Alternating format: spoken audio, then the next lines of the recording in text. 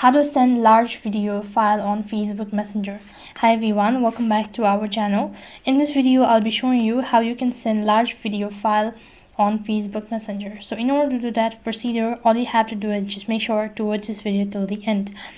However, if you're unable to send it, then you have to exit out and go to your Play Store and make sure to install Google Drive. All you need to do is just go ahead and log in. Then after you're done installing the application, log in into your account and tap the new button located right at the bottom. So click on upload, and after that you need to select the particular video that you wish to add it to your drive. Once the following file has been uploaded to your drive, now all you have to do is just wait patiently until it's completely uploaded. So once it is uploaded, now you have to tap the three-dot icon next to it and go to the share button. You can go ahead and copy the link by tapping on the icon located in the top right hand side corner, or else you can just go ahead and share the drive.